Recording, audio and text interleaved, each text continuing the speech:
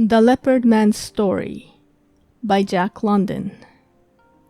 He had a dreamy, faraway look in his eyes, and his sad, insistent voice, gentle-spoken as a maid's, seemed the placid embodiment of some deep-seated melancholy. He was the Leopard Man, but he did not look it. His business in life, whereby he lived, was to appear in a cage of performing leopards before vast audiences, and to thrill those audiences by certain exhibitions of nerve for which his employers rewarded him on a scale commensurate with the thrills he produced.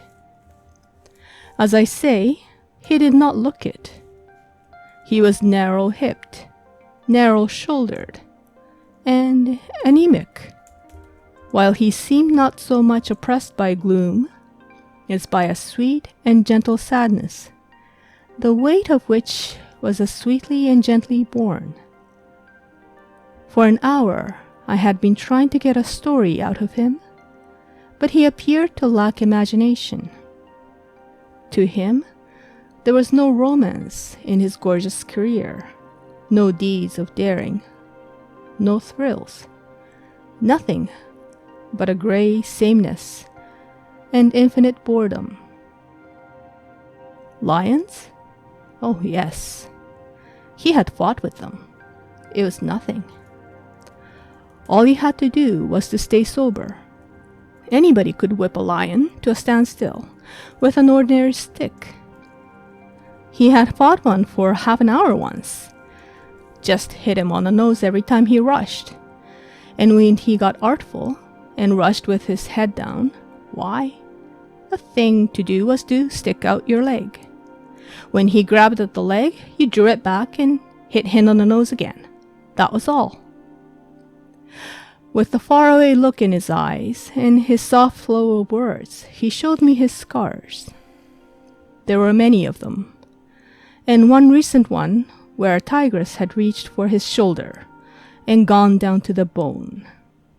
I could see the neatly mended rents in the coat he had on. His right arm, from the elbow down, looked as though it had gone through a threshing machine, one of the ravage wrought by claws and fangs. But it was nothing, he said. Only the old wounds bothered him somewhat when rainy weather came on. Suddenly, his face brightened with a recollection, for he was really as anxious to give me a story as I was to get it. "I suppose you've heard of the lion tamer who was hated by another man?" he asked. He paused and looked pensively at a sick lion in the cage opposite. "Got the toothache," he explained. Well, the lion tamer's big play to the audience was putting his head in a lion's mouth.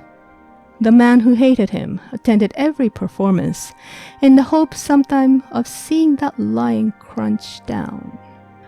He followed the show about all over the country. The years went by and he grew old, and the lion tamer grew old, and the lion grew old. And at last one day, sitting in a front seat, he saw what he had waited for. The lion crunched down, and there wasn't any need to call a doctor. The Leopard Man glanced casually over his fingernails in a manner which would have been critical had it not been so sad. "Now, that's what I call patience," he continued, "and it's my style." But it was not the style of the fellow I knew. He was a little, thin, sawed-off, sword-swallowing and juggling Frenchman. Deville, he called himself, and he had a nice wife. She did trapeze work and used to dive from under the roof into a net, turning over once on the way, as nice as you please. Deville had a quick temper, as quick as his hand, and his hand was quick as the paw of a tiger. One day, because the ringmaster called him a frog-eater or something like that, and maybe a little worse.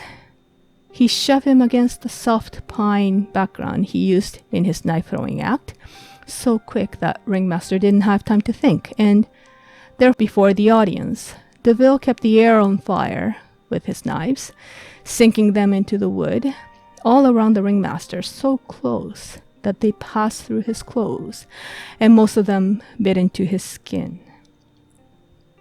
The clowns had to pull the knives out to get him loose, for he was pinned fast. So the word went around to watch out for Deville, and no one dared be more than barely civil to his wife. And she was a sly bit of baggage, too. Only all hands were afraid of Deville. But there was one man, Wallace, who was afraid of nothing. He was the lion tamer. And he had the self-same trick of putting his head into the lion's mouth. He put it into the mouths of any of them, though he preferred Augustus, a big, good-natured beast, who could always be depended upon. As I was saying, Wallace, King Wallace, we called him, was afraid of nothing, alive or dead. He was a king and no mistake. I've seen him drunk and on a wager go into the cage of a lion that turned nasty, and without a stick beat him to a finish. Just did it with his fist on the nose. Madame Deville. At an uproar behind us, the leopard man turned quietly around. It was a divided cage, and a monkey, poking through the bars and around the partition, had had its paw seized by a big gray wolf, who was trying to pull it off by main strength. The arm seemed stretching out longer and longer like a thick elastic, and the unfortunate monkey's mates were raising a terrible din.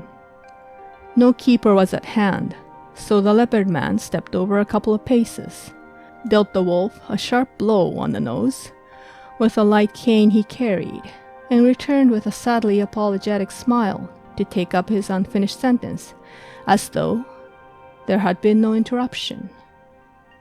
Looked at King Wallace, and King Wallace looked at her, while Deville looked black. We warned Wallace, but it was no use. He laughed at us, and he laughed at Deville one day when he shoved Deville's head into a bucket of paste because he wanted to fight. Deville was in a pretty mess. I helped to scrape him off, but he was cool as a cucumber and made no threats at all. But I saw a glitter in his eyes, which I had seen often in the eyes of wild beasts, and I went out of my way to give Wallace a final warning. He laughed, but he did not look so much in Madame Deville's direction after that. Several months passed by. Nothing had happened, and I was beginning to think it all a scare over nothing. No War West by that time, showing in Frisco. It was during the afternoon performance, and the big tent was filled with women and children. When I went looking for Red Denny, the head canvas man, who had walked off with my pocket knife, passing by one of the dressing tents, I glanced in through a hole in the canvas to see if I could locate him. He wasn't there, but directly in front of me was King Wallace, in tights, waiting for his turn to go on with his cage of performing lions. He was watching with much amusement a quarrel between a couple of trapeze artists. All the rest of the people in the dressing tent were watching the same thing, with the exception of Deville, whom I noticed staring at Wallace with undisguised hatred. Wallace and the rest were all too busy following the quarrel to notice this or what followed. But I saw it through the hole in the canvas. Deville drew his handkerchief from his pocket, made as though to mop the sweat from his face with it. It was a hot day. And at the same time walked past Wallace's back. The look troubled me at the time, for not only did I see hatred in it, but I saw triumph as well. Deville will bear watching, I said to myself, and I really breathed easier when I saw him go out the entrance to the circus grounds and board an electric car for downtown. A few minutes later, I was in the big tent, where I had overhauled Red Denny. King Wallace was doing his turn and holding the audience spellbound.